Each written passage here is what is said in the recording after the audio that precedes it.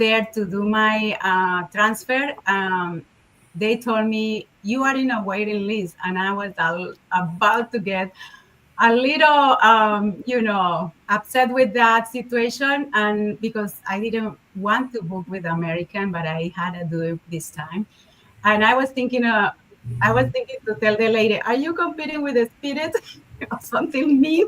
And then I stopped myself. I said, "She's not even, it's not her fault." I mean, you were on American. You were not on Spirit. So, thank God. But I take Spirit plenty of times, and woo, No, it's a that's not. journey. It's a Yes, journey on the exactly. airline, But especially American a has been lot a more in journey for me Europe. too. American has been a journey for me too, so that's why I had those I experiences. But anyway, what the point But is those that little flight hoppers in Europe, like they're worse. They smell oh like cigarettes, and they're just like, "Oh, we're just gonna cram you all on, and you're gonna be there in an hour. Don't worry about it." I'm like, "Oh my gosh, yeah, no, and I my died point what I share this story is because when I was thinking that way, I remind myself of something from Dr. Matthew James is the person who I got my learnings, and he said that he shared a story what was something happening to him, a similar story, and he just say bill report with the person, and you may get lucky. So I kind of did No, that, and it anytime, worked. anytime you need a place to stay. I mean, I have extra bedrooms. I have like space for like 11 of you to stay. So if like everyone just wants to just come and hang out, like I have an espresso machine and dogs. So don't come if you don't like Thank dogs. you. I know for next time. Uh, anyways, but I like that. I like your message. Certainly I like silence sometimes. I'm like yesterday, I didn't have my kids for Easter, and that was really tough for me. And so I took my dogs, my other kids, on a 6 mile walk. I forgot my cell phone at home. I didn't worry about it. It was just silence, like me, woods, dogs, and that was really nice. And then I went over to my sisters and played with my nephews, and that brings me so much joy.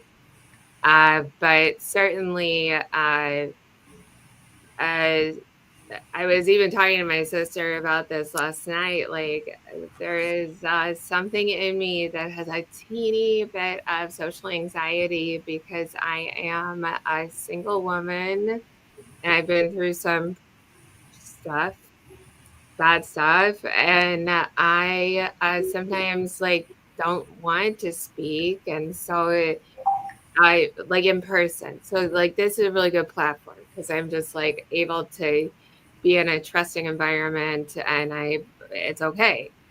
But sometimes it is really hard, whether you're an immigrant, especially for an immigrant. Though I would much rather be an immigrant in Italy right now. That would be my choice. And but it is hard for people who've been through any sort of stuff. They call it trauma, but who hasn't been through? I don't want to feel like I've like had trauma. Like that's like it just makes me feel bad. I would rather say, I have lived a life, and so here I am. I'm doing my best, and that's what you're doing. And so, I really, Yeah, I love when you said you touch on the topic of being a mom, right? yeah, Um, and it's very important. I realized that when I became a mom, to really be able to use your voice to advocate for your kid, especially when there are months where the kids have some struggles at school. yeah, My son has ADHD, and you don't want certain things that are happening, so you need to be able to speak up to yeah. advocate for your son. So I really understand how important it is for me in this country to start embracing who I was and Speak up. speak up. You really gotta speak up. I mean, my middle daughter does. My bookends are so smart and like just they just get academics. They get like how to organize their life. My middle daughter, no, she is a little bit. I mean, she's not even on the spectrum anymore at all. Like she's just like more creative, like messy. Like every teacher always said, oh, "This kid, her shoes smell," and I'm like, "I'm sorry, she wouldn't put in socks this morning. I'm sorry. Like I can't help that. That's a stupid problem for me to help." And like her desk is so messy or something, and I advocated for her to get a kind of a plan for a long time, but I finally got it by myself, and then she kind of grew up and grew a bit out of that.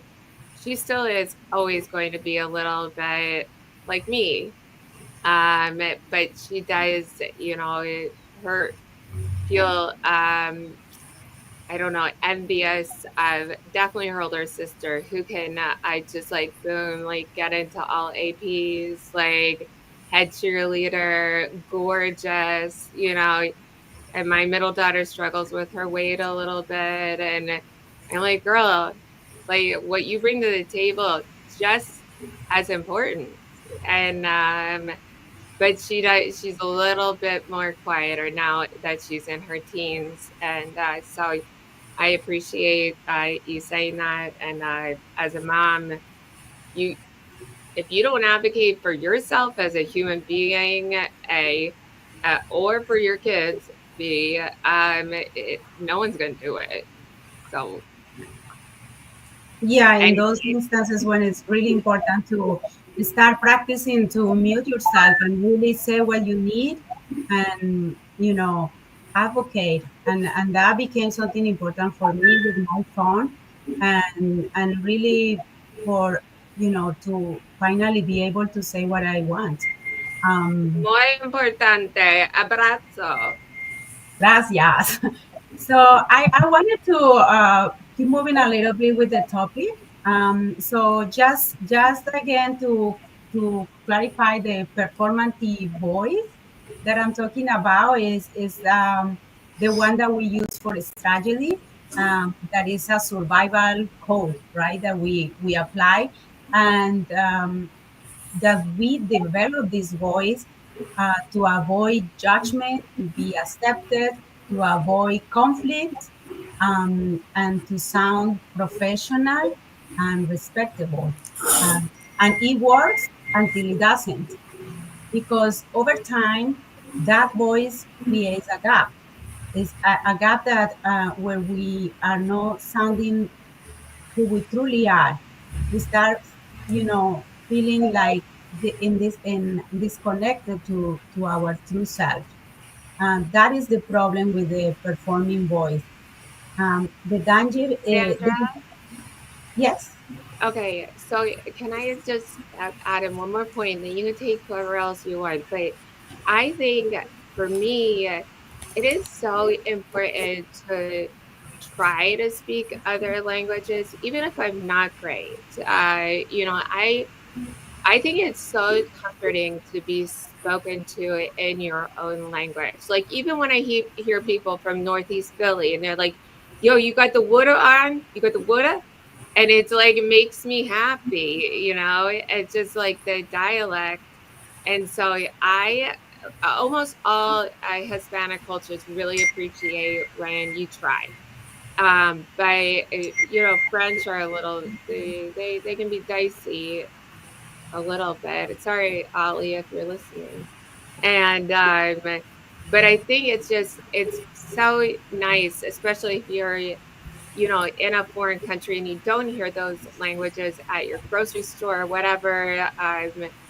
It's nice to try because it doesn't take a lot to say, hola, or whatever it may be. I tried to do that to a lot of Polish people, and I think I'm not getting it right because they're looking at me like I'm crazy.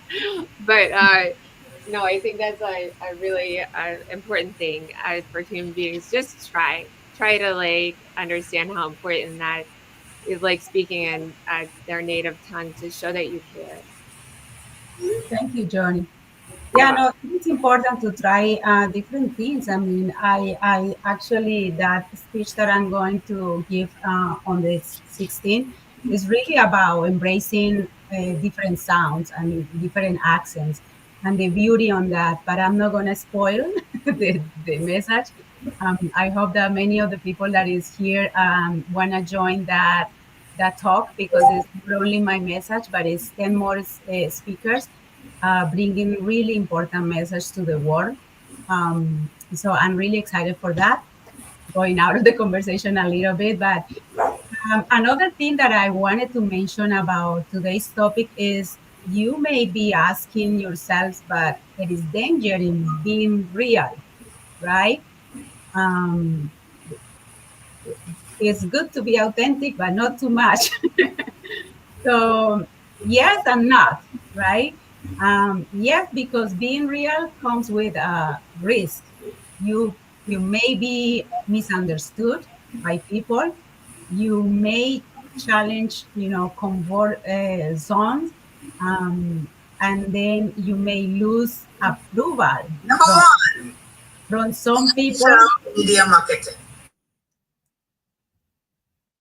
that they are used to the old version of you, and the new version they may not like it. So yeah, there is risk with being real. But the problem with the performative speaking is not um, about no, it's not that we are not authentic when we perform, when we speak. Is that the problem is that with time can become a default, right? And eventually you forget who you are, because you are so used to always say the right thing, um, just to please other people. You are so used to live life avoiding the conflict that you may forget how to create boundaries for what you really want, the way that you want people to treat you. So that is the problem when we adopt too much of the performative voice. I'm not saying is not being inauthentic. I just think that there must be a combination where you can allow yourself to really show the people who you are without fear. And do it in certain masterful way that people instead, they respect you for that. The right people will, when you are able to just stand up for yourself and say what you want. Um, because when the performative voice is the default for too long, it will cost you. It will disconnect us from our values.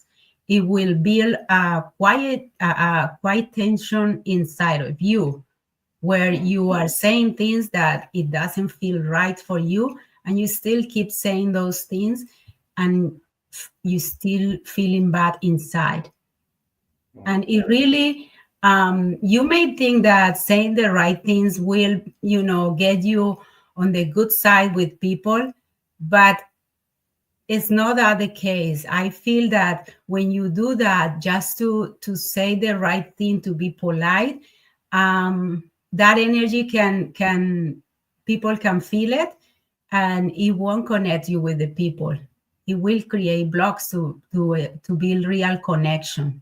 So that is what can happen with a performative voice. It can get you in the room, but it won't help you to belong in the room. So Yeah. I mean, as Jay is saying, there's some roles that require you to always be performing, especially when you're doing the job or when you're on screen. Yeah. So I hear you, Jay. Dr. Amaka, welcome as well. Great to see you. So Nick says the word silence does not come to mind when I think of you, Joni. Of course not.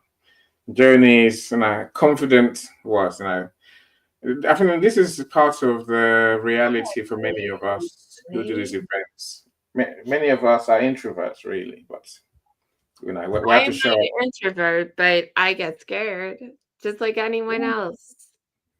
So I think I, yeah, my, uh, I have no performative anymore left in me, but I get scared. So everyone, yeah, don't feel worried if you feel scared to like let your voice out. Sometimes it's hard.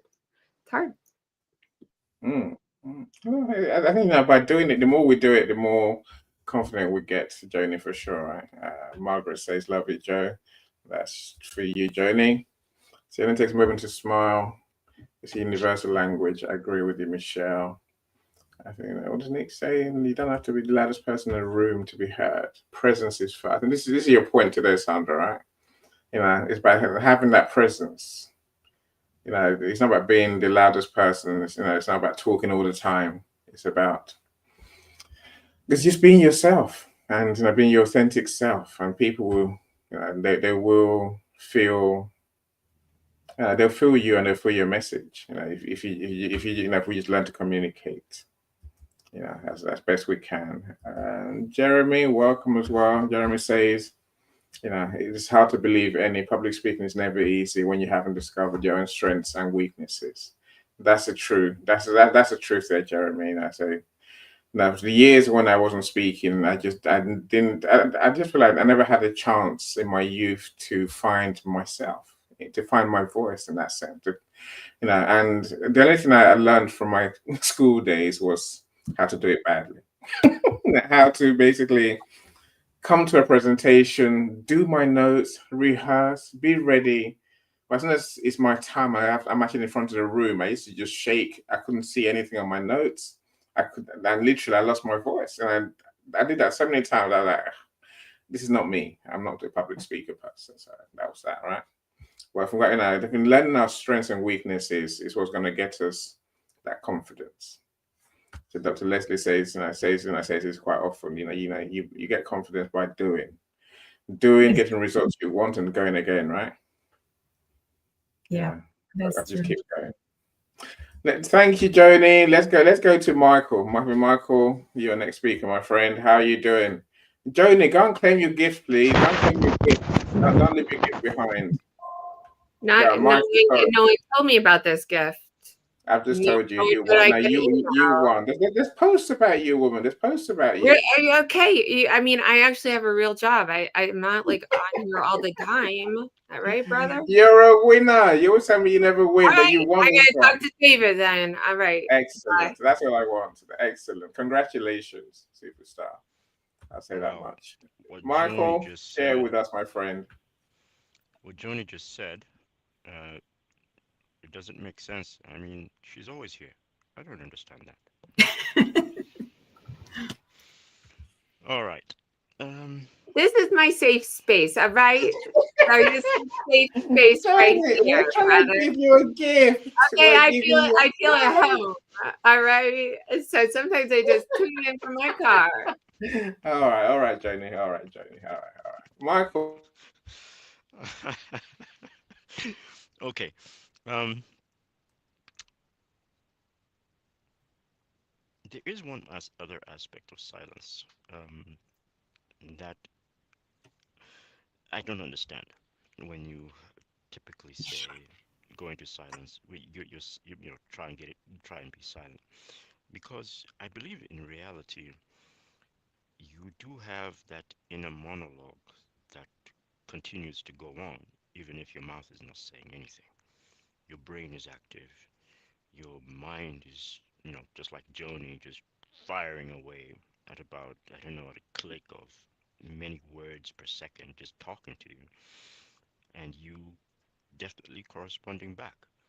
So in reality, you do have a voice that's going on inside of you, and that voice is not silent. It's actually working. So in reality, in real reality, you're never silent. You're continuously having something to say. And I say that is because there's so many times Annie says to me, Michael, you're too quiet. That means that you're thinking. That means something's going on back there. It's like as if he knows that I'm busy churning away in my mind, and he can actually hear it. You know, it's kind of weird when he actually catches me like that. I find it quite amusing. Yes, I'm there being silent, auditory. You can't hear me, but within my body and my mind, I'm actively listening, and I'm having a conversation with you, but in my body. I have made a character that is like, for instance, that's called Sandra, and Sandra is talking back to me, back and forth with me in her in her accent. Yeah, and I'm talking back and forth with her in my accent. I can even change my accent around. And if she wants to talk to me in her language, I can attempt to talk to her in her language. I do not know how far I'll get, but at least I'm comfortable where I am, and the attempt is there. So I believe that is a method of actually improving your ability to communicate in public is to have uh, is to do an inner monologue with yourself, even when you're speaking. Before you go out there and speak, talk to yourself all the time and practice that speech.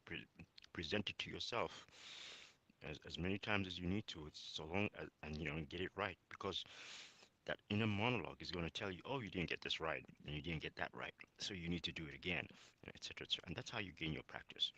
So that's a method, and you can teach your children that method, because to make them comfortable and to allow them to figure to know that they can put themselves, they can make themselves or put themselves in positions, so long as their imagination takes them there into that position.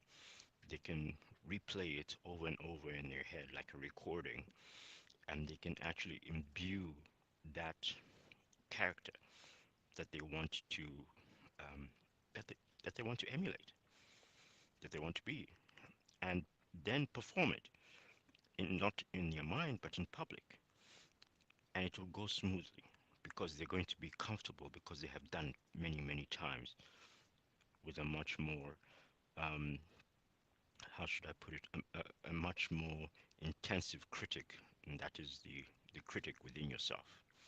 So yeah, that's how you do it, bro. And well done, you, Annie, getting through and coming out. But I wish you could have done it sooner. And I also wanted to find out, when did you become British? In other words, accentuated. When did you get your British accent? Because I know you came from Nigeria, so you must have gotten it, I don't know when, but I'm pretty sure you started talking, and then you're on the phone with a friend or so who was in Nigeria, and all of a sudden they start hearing this British accent and they start saying, "Hey, you're such and such an age, but you're talking like a British person. Oh, you're becoming more British every day." So when did you start doing that? That's also interesting. I'd like to find out. I'm done. Thank you, I'm Sandra. laughing. You want me to answer you, Michael? I Yes, became yes. British on the 9th of August 1974, the day I was born in Woolwich. No, How no, is no, no. that? I'm talking about your accent. Your accent was not there when you were in Nigeria. I'm pretty sure it was I can not. still have an accent if I want one, but I don't. And but I speak more British now. Yes, I now don't know. No, I don't know. Probably you took came. When me did you come a back? When year. did you come back from Nigeria? 87. Probably took me a year or two to Mm, sound more English it took than you two ever. years. So, Okay. Maybe I should push that to 3 years. Is that fine? yeah, no, to say that. Like I say, I can still, I can still speak Pidgin English when I choose to these days. So that Ah, normally takes I'd me like back to to hear 1975. you. Now all I need to do is ask someone to talk to you in pidgin English and see how you respond. You're too I mean, funny. you probably respond in a British accent too. I don't Look, know. like It'll be I interesting. say, there's a Friday night thing, where I'm my normal self, where I don't have to think about how I'm speaking, or Oh, who's listening. okay. I think I Interesting. think I think, I think we've all got that. Look, I think I love your points. There, our inner voice is always going. I think that's always there, right? Yeah. And for me, the inner voice was always like, say something, say this, Annie. And I'm like, no, no. What if it comes out? What if it comes out wrong? What if? And then as I'm thinking it, someone else would jump in, and I'm like, why did I just say it? That's the problem. That's the problem when you don't find your voice. And I say because I think it becomes a frustration, which Yeah. is it's uncomfortable, right, Sandra? Right. Yeah. Coming back to the topic, exactly. I heard Michael saying about even if I don't speak, I have a voice. But that's the point. We do have a voice. We are born with a voice. So we must use it, because when we have all these ideas and desires that we don't express, people don't know, right? They're no mind readers. And that's when, if you don't, share those things, there's no way people can know you and what you need. So the point is that we all do have that voice, and it's given to us to be used to communicate. Something beautiful that I learned in one of my Huna trainers is that actually the voice is that channel that communicates your inner world with the external world. And that's what we were giving that voice. Humans have a voice to communicate. So, and somewhere along the way in our lives, we start losing that voice for different reasons. In my situation, coming from a culture where didn't, more than a culture, it was really my house, my family. My parents were not very expressive.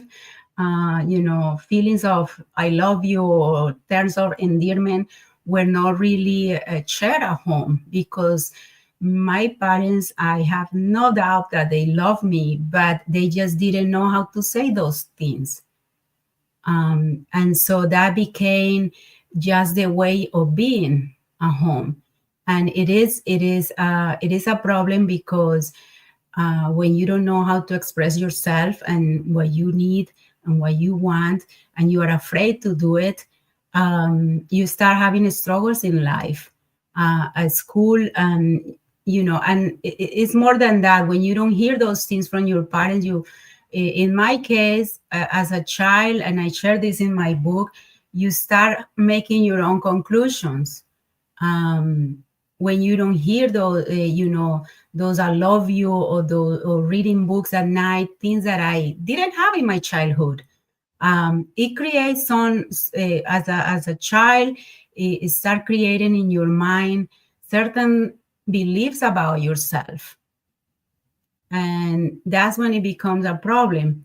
And in the adult life, when we been our whole lives holding all these, holding that voice inside, like Michael said, I have my voice, but I just don't share. And I'm not saying there's nothing wrong with being an introvert, right? As long as you own being an introvert, and speak just when you feel like you need to speak or you want to say something, it's fine. I feel like I consider myself most of my life an introvert, but I find out that I wasn't an introvert. I was in the middle. I was able to be extrovert in certain situations with certain people, and mostly with people who open up to me. It was easy. I was an introvert mostly when it comes to breaking the ice, that type of introvert. But once the ice is broken, I'm fine.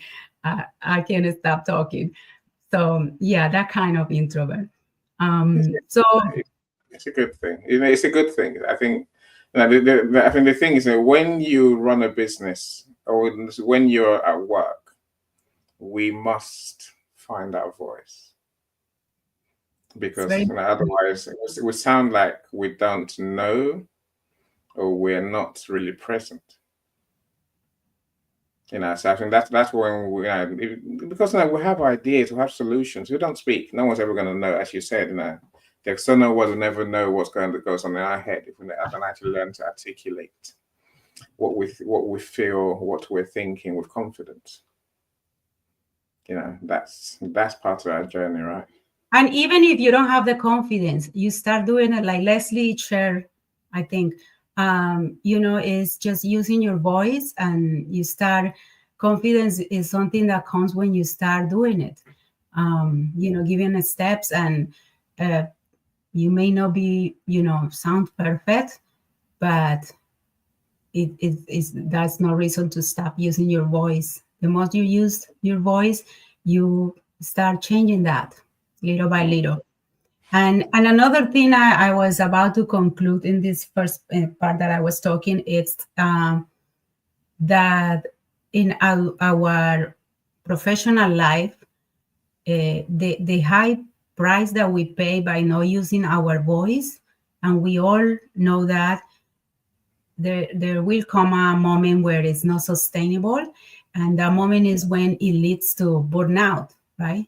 It leads to burnout when you're not able to speak up and ask for help, because you believe that you should be able to just do it on your own, or you need to prove yourself, and you just don't use your voice, and start creating resentment and a big dissatisfaction in your professional life. So, and that is a huge problem, and that's why we need to practice to use our voice little by little in different situations.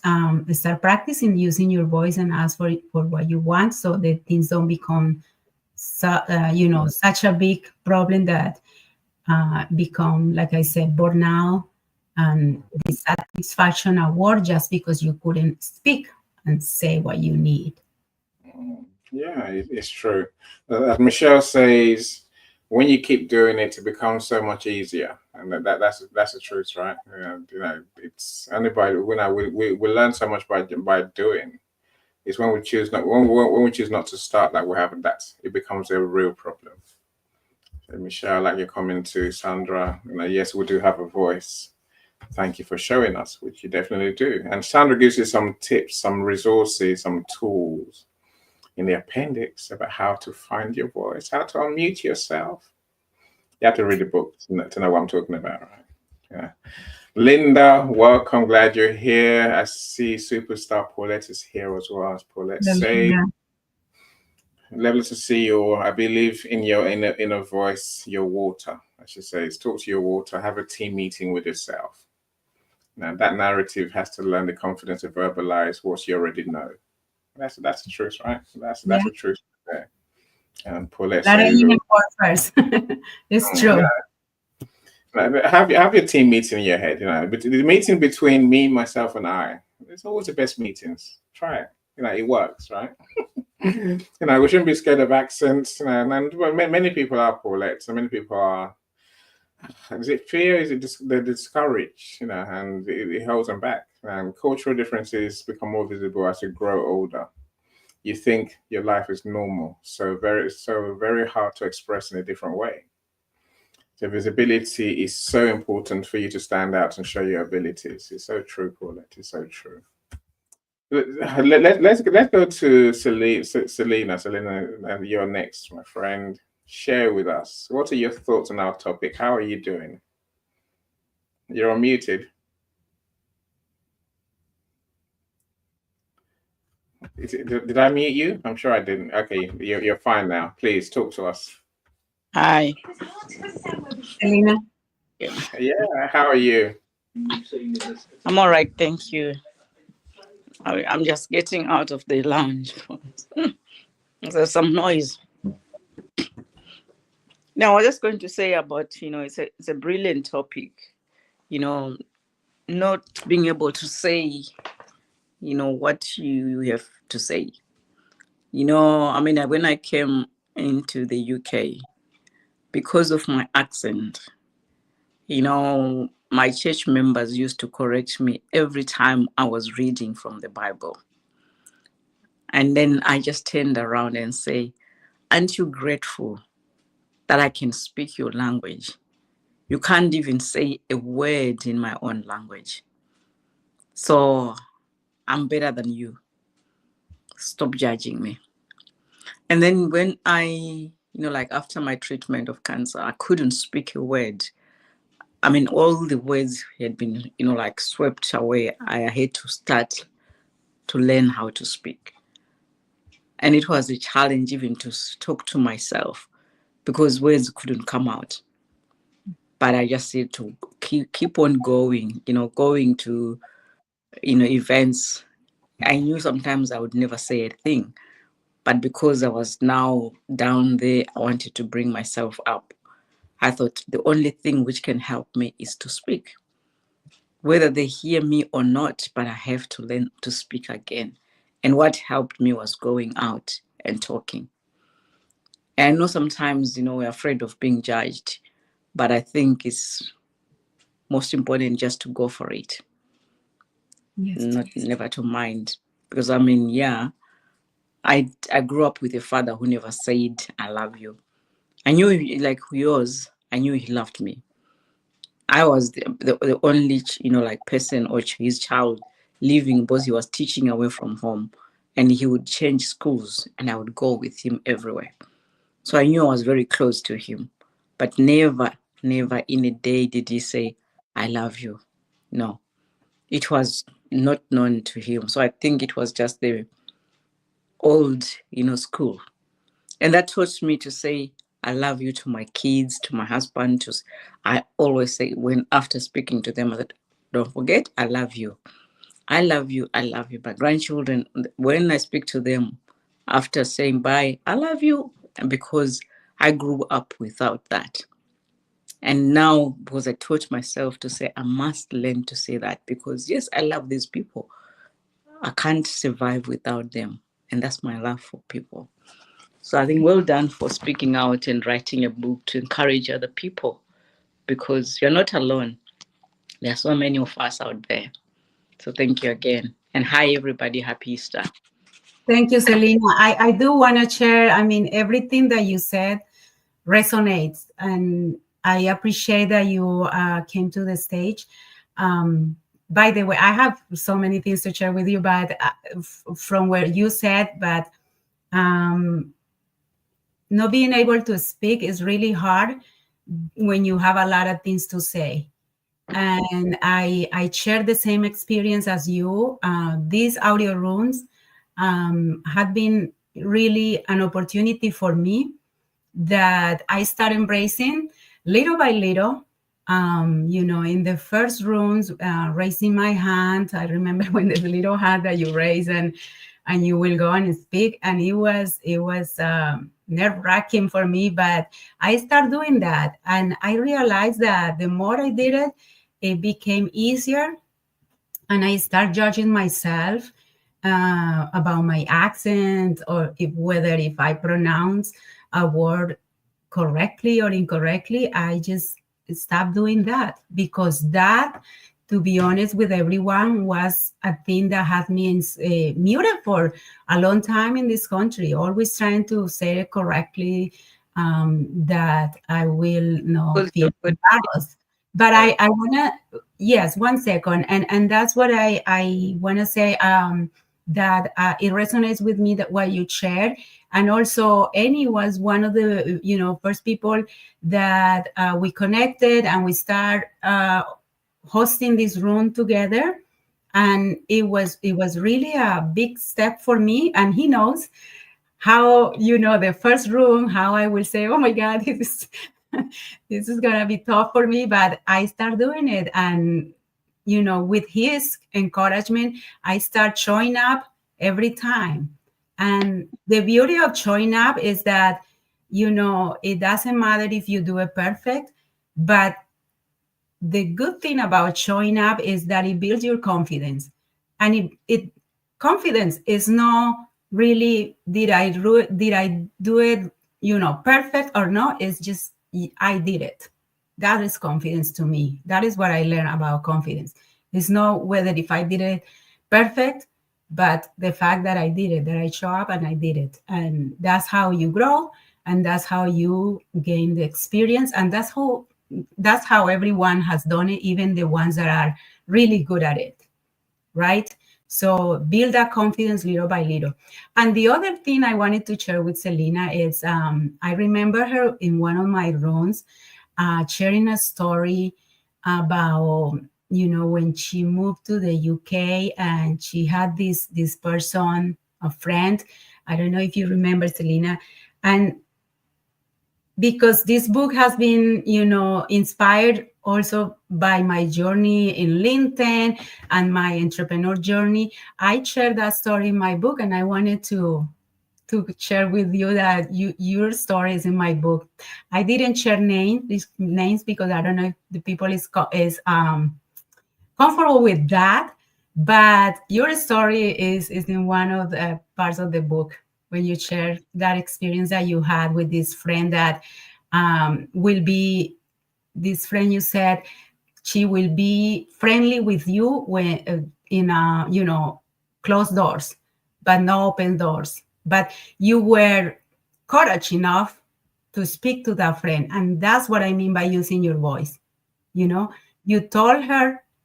I remember you sharing this story in my room when you told this friend, why you treat me this way in front of people and you treat me so different when we are alone.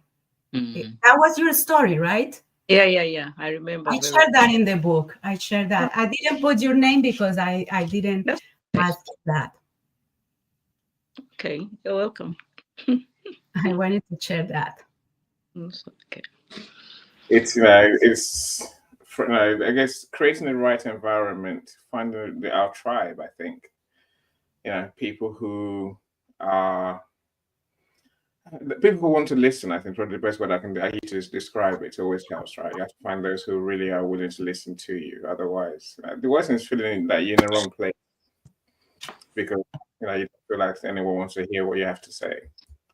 Nick says that's true. You can be diplomatic envoy or enjoy negotiation world affairs. You can be. There's a couple of other ones. Yeah. Sandra, you show up and slay, Sandra. Now I have to say, Sandra, from the early days, you are, even that today, I think it's about relaxing into yourself, right? Just relax into yourself. It's not a performance. Just be you. Breathe, and just relax. It's so easy to get anxious. With almost all of my hosts, I find that I can see the moment when suddenly they're like, "Oh, I've got this." And Sandra, I see in you too, for sure. I said these days when you turn up, you've got this. So I think it comes across beautifully. Michael, I have no idea about the many languages you're speaking. Yeah, Katanda Akakumi. I have no idea. Michael, you're gonna have to tell him how to pronounce it properly, right? Dorothy, thank you for being here. Glad you understand. So Raphael from Facebook, glad you're here as well, sir. Thank you so much for joining us.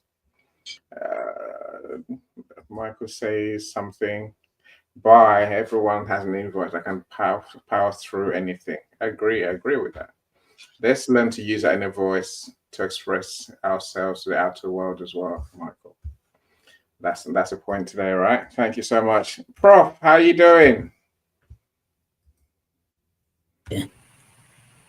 How Hello. are you? Hi, Sandra. I'm so happy for. Hello. Thank you. Yeah, this topic is important to everybody. And thank you, Annie, for sending me the link. I just want to let you know that for someone to just get up and start speaking, it takes courage. It just takes courage. You must have been speaking before. I came from a place. I'm from Nigeria, and when we were small, we were young, we were not allowed to just start speaking our mind that way. You just don't have to. So most of the time, you have to have the permission of an adult to speak, especially when everybody is there. So it takes a lot of courage. It's not about being authentic. It's just about making sure you are in the right place to start talking. Yeah, just don't show up and start saying something, whether it is authentic or not, whether it is true or not. You want to know who is around, and are you allowed to speak when all these men and women are there? And by the way, authenticity is there too. You don't want to be fake. You just want to come over there and be you and show up like yourself and speak your mind without fear of being judged by anybody. That's authenticity. Authenticity. And self-expression. You are allowed to express yourself when you're actually coming in to not fit. You don't want to just go over there and fit in. You want to go there and be yourself. So you want to be authentic. Use. Everybody doesn't have all these communication skills. I'm still learning to use all the communication skills, but I had to get out there and still speak.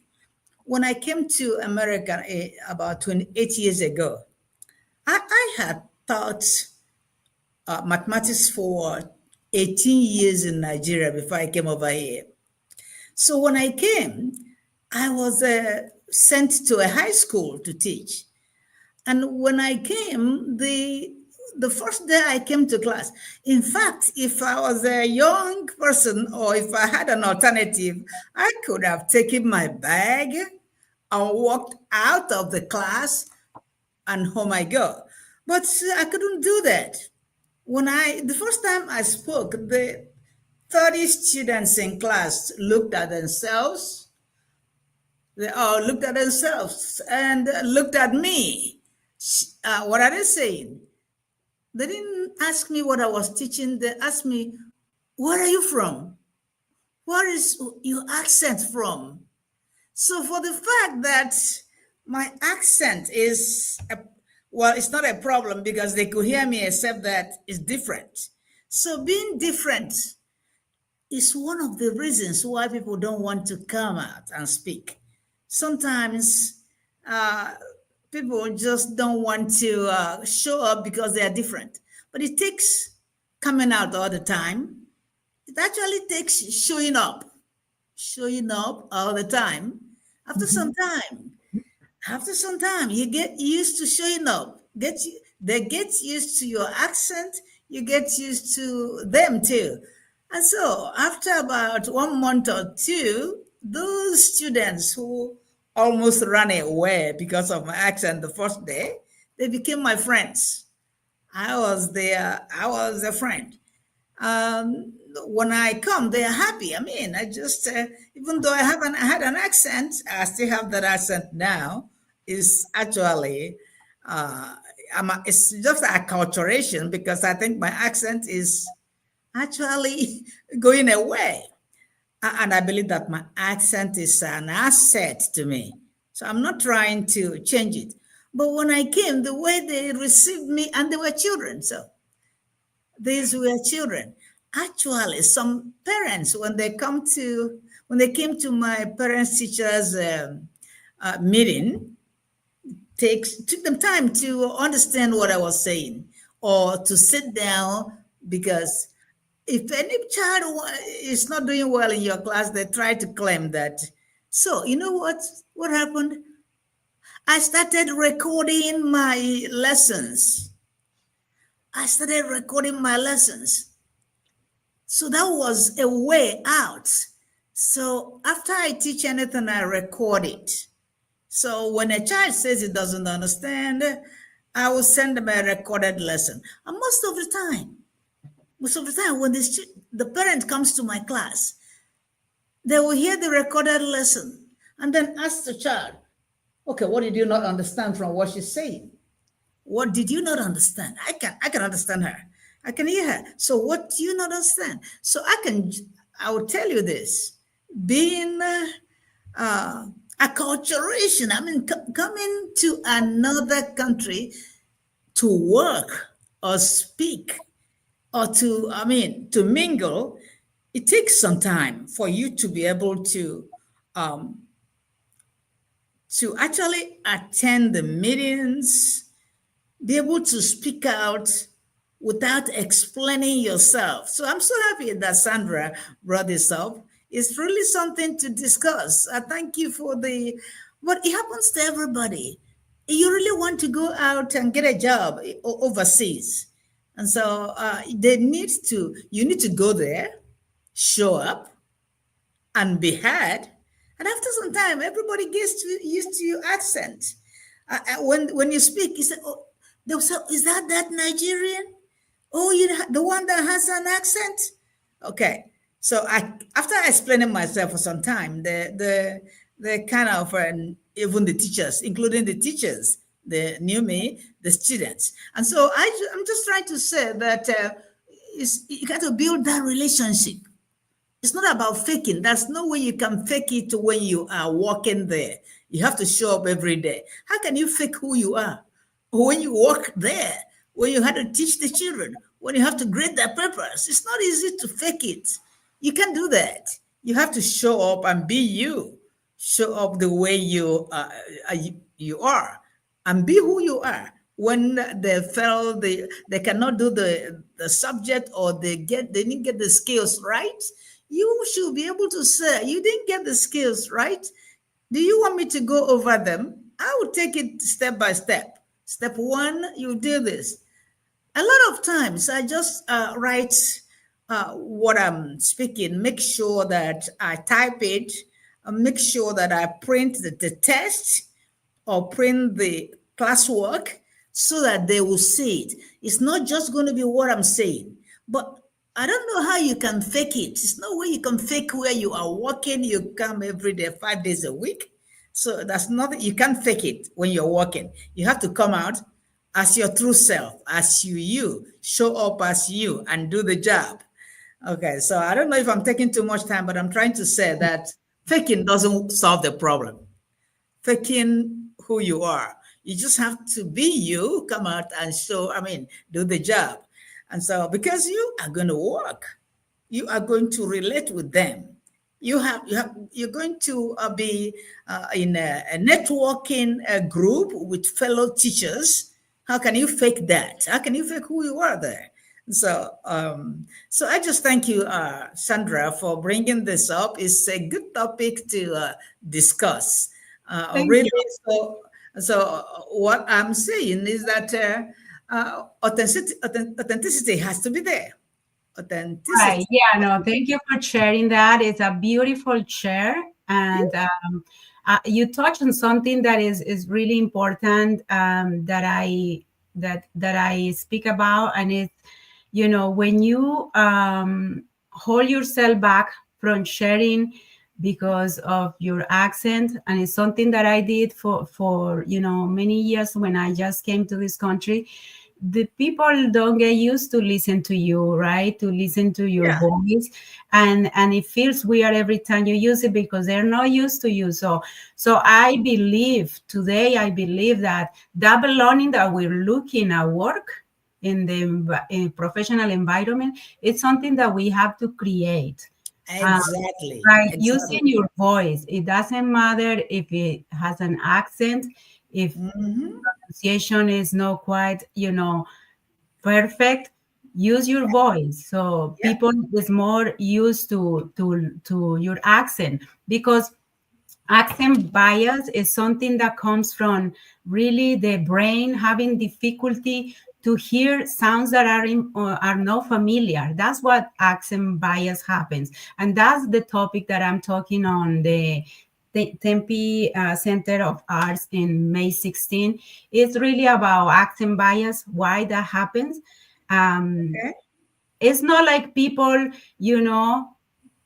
I always want to see the best in people, and this accent bias happens is because accents are a difficult thing to understand, and when the brain is not familiar, it has certain reaction. Maybe the people really tune out at first, but it doesn't make it better if we don't keep speaking, right? If we also tune out our voice and do not use it, that doesn't make things better. So we still need to keep using our voice, speak, and eventually those around you will get used to your accent and will understand you better. Yeah, So you have to I have that. encourage both. I encourage the English, native English speakers to really listen to the accents of people, not tuning out. And the speakers of a non-native language really to keep using your voice, speak that eventually people is going to understand you easily and even have fun with you. Make it a fun. Actors learn language, learn accents to play roles, right? I mean, accents is something fun, I think. So yeah, thank you so much for that share.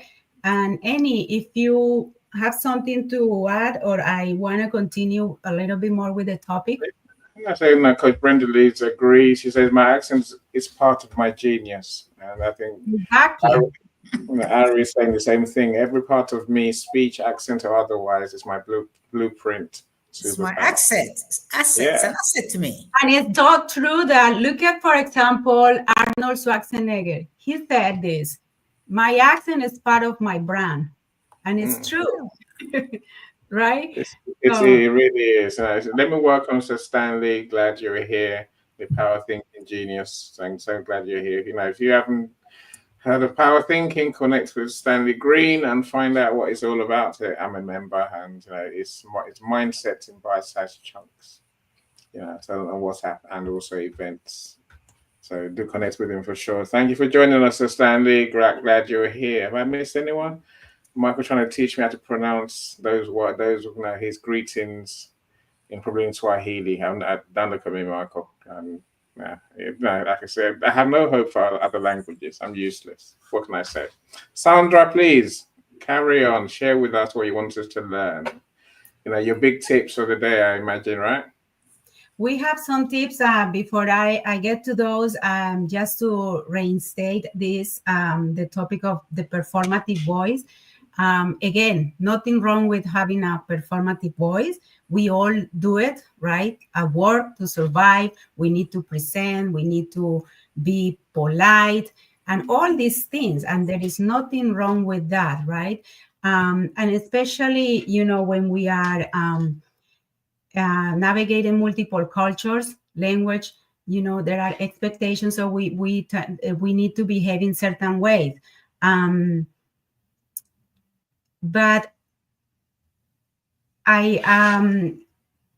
so we adapt to this performative way of being in professional settings. And it becomes adaptation is something that is good. It's actually one of the strengths from immigrants. So when we adapt this performative voice, it's a strength, and we do it for survival. But survival is not the same as self-expression. So we also need to remember that to be authentic, like we were sharing before, and how we change now. The transition to what I wanted to get is, how do we change this performative voice without getting in trouble, right? Because it's not about, okay, now then I'm not gonna perform all the time. It's not about stop being polite, none of that, right? Number one, don't ditch the performative strategy, because it is a strategy to be polite, to really adapt to the settings where we are working. But the fact that we adapt that strategy, we can also add truth to the truth to that strategy, right? It's not just overshare, but also add things like being a little bit real every time, right?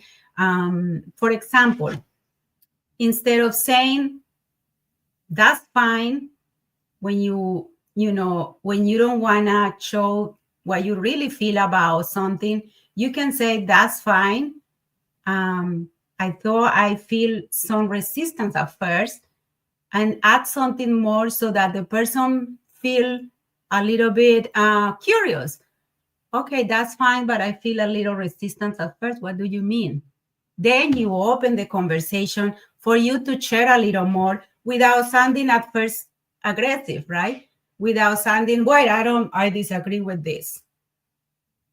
You can use certain ways to get people curious about what is that doesn't feel fine at the beginning, so that you can add a little more of the real you and your true feelings about a situation. That is a way that you can do it. Or use your voice to clarify, not to impress. A performative voice often tries to prove something. So we need to change that to clarity. An example of that will be, for example, here is what I'm seeing, and here is what I believe we could help, right? It could help. Not just over explaining or selling yourself. So that is another example how we can do this change of our performative voice to being a little more real with what we really feel about something. Practice micro unmuting in safe spaces. So you don't have to start with the boardroom, right? To be to open with your feelings. Start with a trusted friend, or in a coaching section, or even. Can I please leave? Sorry. Of course, Prof. Of course, I'll take you off stage. Thank you so much for your adding to our conversation. Yeah, thank you for joining us. Thank you so much. Enjoy your evening. Thank you. Yeah. So yeah, I was saying, starting with my micro unmuting yourself in safe spaces. It could be with your, own coach, talking about these things, a trusted friend, or even with yourself writing notes about your true feelings, right? Journaling is really helpful. Leave yourself a message and saying what you're really feeling about a situation. It can be helpful. Notice when you are editing before you speak, right? Sometimes, like we said before, we have this voice inside of us, like Annie was saying, I should have said this. I wanted to say this, but you hold back, right? So become aware of those moments, and then try to speak what you're feeling little by little, just to be honest about a situation. Anchor your values before you speak, right? That is a very important one. When you can be real without being exposed. When you speak your values, clarity and honesty is important. So you could say, I value transparency, so I want to raise a thought I have been holding back, and be honest about it. So this is these are a few little ideas that I can share on how we do this without becoming aggressive and just speaking your truth.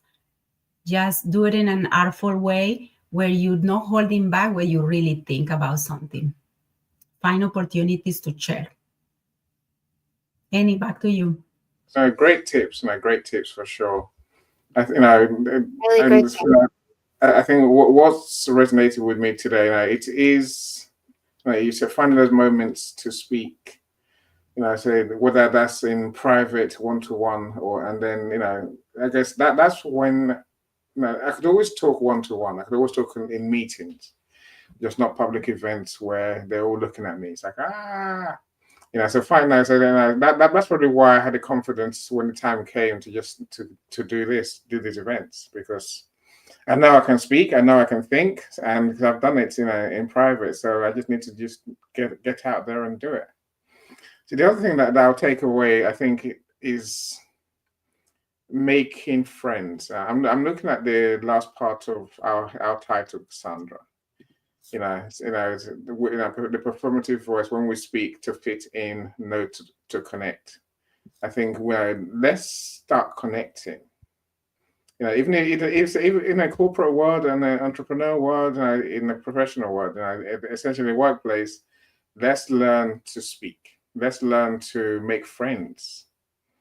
Now let's build relationships, because that it puts us at ease. You know, it helps us get over that thing you were saying, Sandra, about people not being used to the way you speak, and they tune out, almost like they're not interested in what you have to say. I think when we build relationships, people know that we have something to say, and they're more chance to probably ask us, "What do you think, Annie? What do you think, Sandra?" Rather than when if you don't know anyone and you don't make real friends, then people just carry on. No, maybe the last I'll say is simply that from the other side, I think listeners, the indigenous people, call it what you like, we have to learn how to create space for others to really share their thoughts. We have to make them feel comfortable to speak. Yeah, and there was something earlier.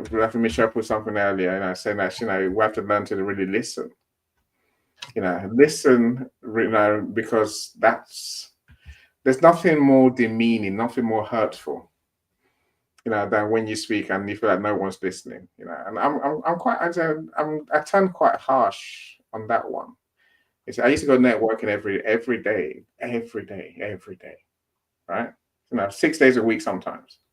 Local networking meetings, Sandra, right? I used to go along. Many of them I never go back to because people just weren't interested in what I had to say. And if I didn't feel anyone really wanted to hear me say something, I wouldn't go back, because there's no point going back, right? You're not. It's a waste of my time. And all I ever wanted was someone to say, "So what do you do?" That's what I wanted. And if anyone ever asked me, what do you do? Then I could speak, and then I feel part of the group. But so many people don't give you that space. They're not thinking about anyone but themselves. So I think it takes everyone to make this voice and unmuting yourself happen. Sandra's got 148 pages explaining how this works, right? So it's a fun read, Sandra. So Brenda Lees, I think we agree with you. There's a fine line between speaking our truth and speaking our mind. Oh, I wonder which one you prefer. Which one would you say we should do, Sandra? Speaking our truth or speaking our mind? I don't think it's or. It's and, isn't it? I'd love to Brenda to come here and share with us more about that thought, if she is available. I can roughly understand. You're talking about our knowing our values, knowing what's important to us. In other words, right? That we tend to want to speak about, because to do anything else will be this, unaligned, misalignment with who we really are. But speaking our mind now, that's a whole different problem, Sandra. That's like, I don't like that. No one cares. I don't like that. Yeah. No. We have to be. We have to think before we speak our mind. If you ask me, that's my take. Send me the link, says Brenda Lees. I'll send you the link. I'm trying to send you the link. Okay, maybe I didn't. It's in the comments page. Give me a second. Let me send you the link very quickly. So I don't tend to speak my mind in case no one's noticed. unless I really have to. So I do try and avoid speaking my mind, because I don't see it as my place to always say things, because if I'm saying things for the sake of it, the question. I think speaking your truth is very important, because it's important for everyone. It's if you don't do it, then you miss that alignment with yourself. Yes. You start feeling really uncomfortable inside if you don't speak your truth. I agree.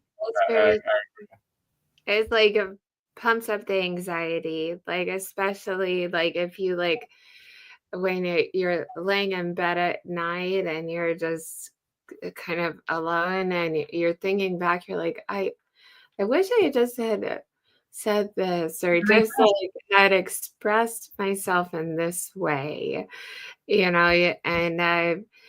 it's okay if you miss that opportunity, but it does build up. And I can tell you, like, as a single mom of kids, who I go to, meetings or kid conferences, that sort of thing, and all the moms who are like friends from the country club are like all hanging out together, and then I'm just like there and like kind of by myself. So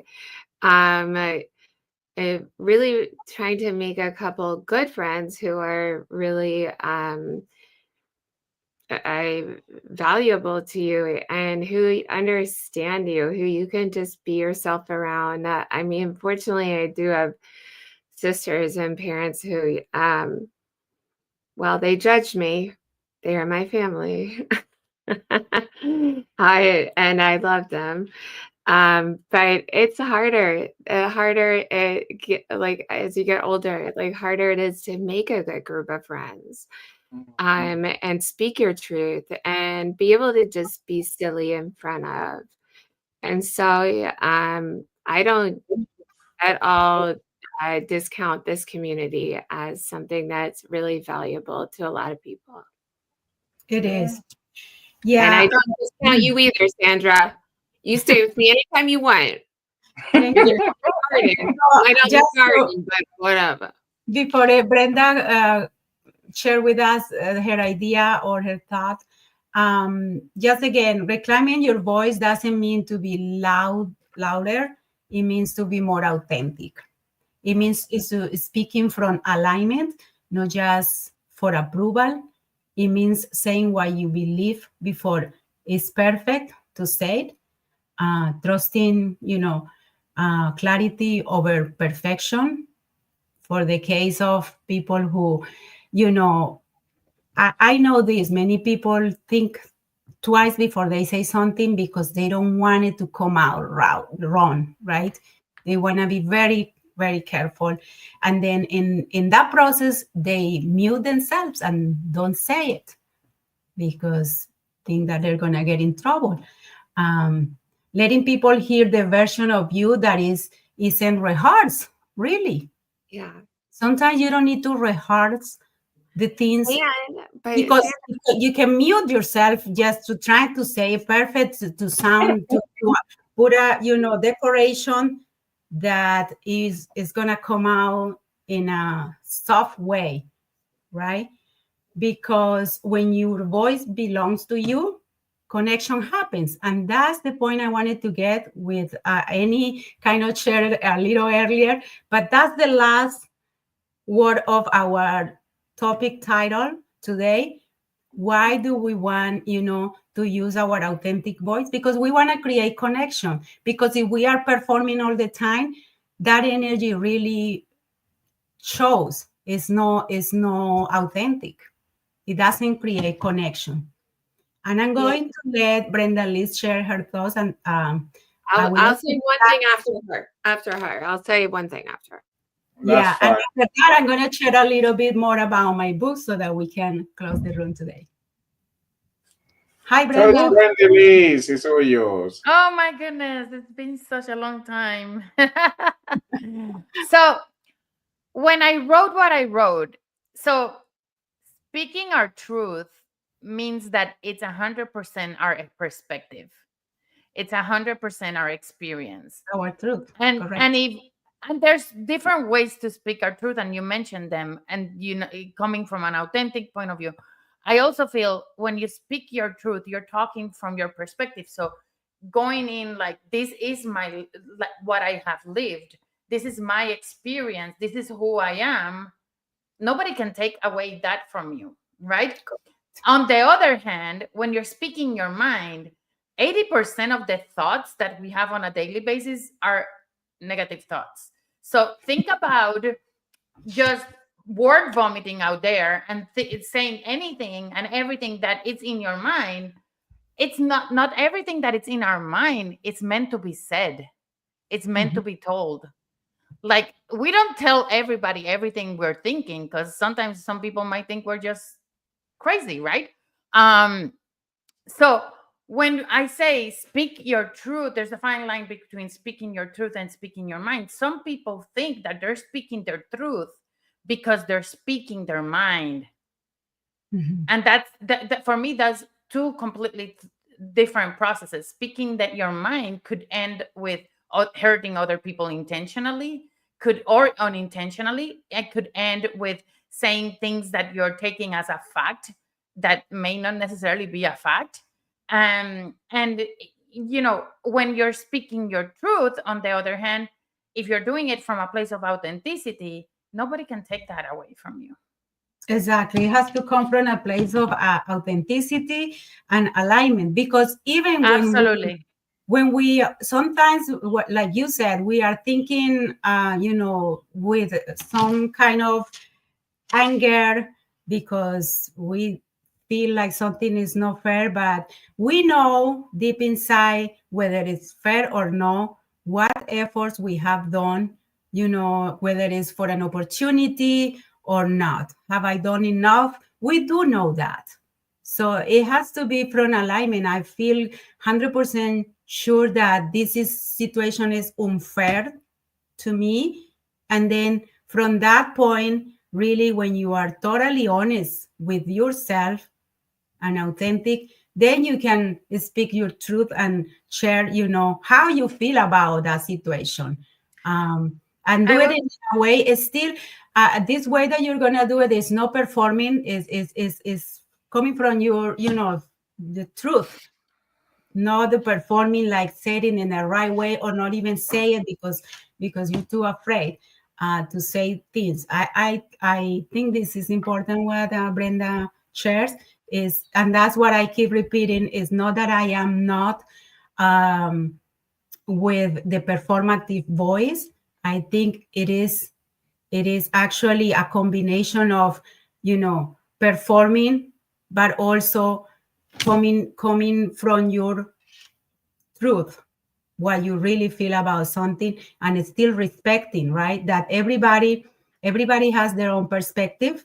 We may feel that something is wrong to us, but that's what is important to share in the proper way. When you share your truth, then you can get clarity, and maybe that clarity will benefit you or will clarify you things why the situation wasn't fair to you. So I was having a conversation with my sister. Was it with my sister? I think it was one of my sisters. And we were talking about a specific situation that unfolded. And she was like, it's funny because there's actually three truths. When there's two people arguing, there's three truths. There's the truth for the person on the left, there's the truth for the person on the right, and then there's the actual truth. Because at the end of the day, neither of them have the truth. They have their perception of the truth. So when we share, we being very mindful that your truth might not necessarily align with other people. It's important how you deliver that message and showing empathy. This is my story. Just because it's my story doesn't mean it needs to be your story, but you can learn from my story. I'm sharing it for that purpose. Or this is my truth because this is what I grew up. It might not resonate with you because I grew up in Puerto Rico. You grew up in the U.S. mainland. Our stories might not resonate, but at the end, we can still do it, but from a place of empathy and authenticity and alignment. Agree. Exactly. Yeah. Very good. Thank you, Brenda. I feel like you took that from me a little bit, because I always say his, hers, and the truth. And it's very, very true in a divorce. Like, just however you remember things is not going to be how someone else remembers things. And also, it's just for people who are from different countries who come here and they're scared and they want to say the right thing because maybe they had some hardship, whatever, growing up. I mean, we all have. I feel like they're like, oh, America's so great. No. But like, really, do we know who Medellin is? No, not really. We really don't. Like, honestly, Do we know who the ELN is? No, we don't talk about that. So like, if that's something that's like close to your heart, that affected your family, like that's something that is important to share, and it's not going to be something that should ever make you nervous if you're around the right group of people. Right. That's important too. Thank you, Johnny. Annie, I'm going to talk a little bit about the book. If you have. Please do. Thank you, Coach Brenda Lees. Thank you so much for sharing with us. Thank you, Joni, as well. So, amazing speakers, all of you. I'm always blown away by our speakers. I'm always blown away by people who, you all think deeply. So keep sharing, keep talking, keep unmuting yourself, my friends. Otherwise get Sandra's book to find out how to do it, right? Yeah, no, this conversation today was really about, the heart of my book, Unmuting Myself, Avoid Silence by Doubt, Dares to Write, launching in May, first week of May, the 8th. And it's not just my story, it's the journey of many of us that we are, many of us are living, especially those who have learned to sound strong while feeling small inside, who have learned, who this book is for those ready to reconnect with their voice, not the one built from survival, because there is that voice that we do have that voice, and it comes out strong, but it's from survival. And there is the one that we want to use from a place of authenticity to belong, right? And that's what I want to encourage people really to unmute themselves, because if we are looking for belonging, we need to start belonging to, and this is being said a lot, belonging to ourselves, owning our truth and sharing with the world, so that we can find that belonging that we're looking somewhere else. I come to realize that the belonging that we're looking somewhere else is really the belonging to ourselves, and that's nothing else than really self-acceptance. When you get to that point of self-acceptance, then you belong. You belong anywhere and everywhere. A performative voice protects you, but is a real voice, right? That's the question. It has moved people, or it has drive people away from you.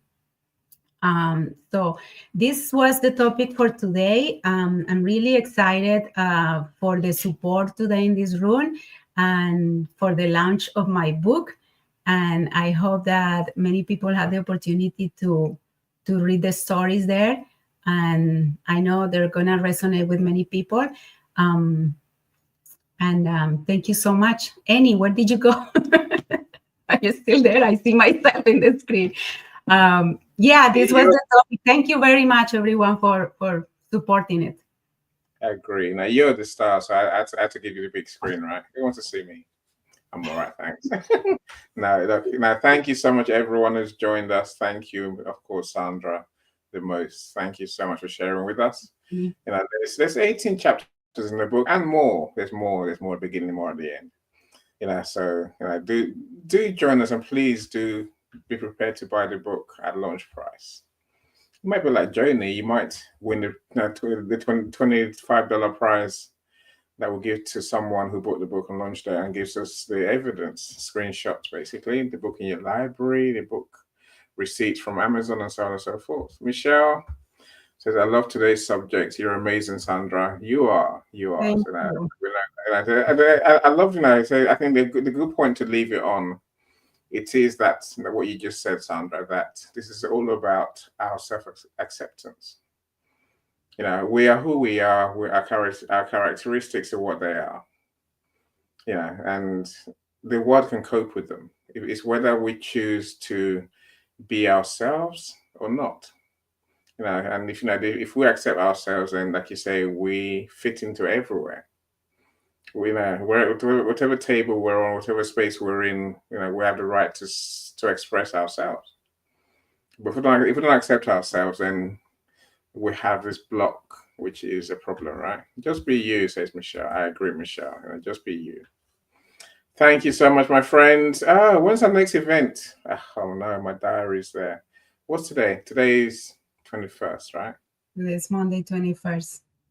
So it's the next one, 28th? Next Monday, yes. Next Monday we'll Yeah, be here again. So next Monday is the next one. And then we'll have one more event before the book launch. You know, please, can they come to your DevX presentation, your DevX speech on the 16th? Everyone is welcome to join the streaming. Is on the 16th. I can share the link again here. I will be really thankful for the support. I have shared this speech with the 10 speakers, and it's funny because one of them he's a comedian, and we became really friends in this project, working together. Because when everybody's sharing stories from their hearts, from things that they've been through, and it's all positive messages. And he said, I've been talking to everyone about your speech because you think is a great message to bring. And I'm excited to share, and I would love everybody that can support to get a ticket for the streaming. And if you can, right? If not, I know that everybody supports from far, and eventually I may be able to share. I'm not sure. But yeah, super excited for doing that, because like I shared earlier, this book, Unmuting Myself, is one step, right, to really share my story, but getting out there and owning my voice and being able to share, from my real voice, not my writing voice in my book. That's one voice, right? But now sharing on the stage my real voice is the second step of unmuting myself. That's what I'm trying to say. It's working.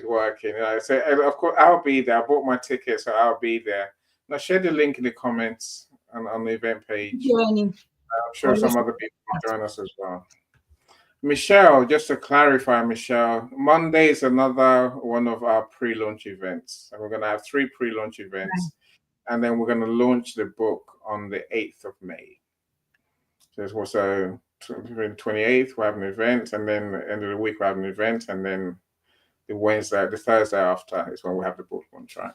So thank you. I'll be here, Michelle. We would love to have you here always. Thank you so much for joining us, everyone. I appreciate you all. If you're watching on replay, if you're watching on YouTube now, please like today's video. Comment. Michelle, you're doing great. Comment with words. Comment. I don't care what words you just say something, right? But say something and like the video. And subscribe if you haven't subscribed already. Otherwise, watch other videos. Yay. Watch other videos. Anyway, thank you so much, everyone. Sandra, enjoy your evening. Thank you, everyone. Thank you so much, everyone. Bye, everyone. Bye-bye.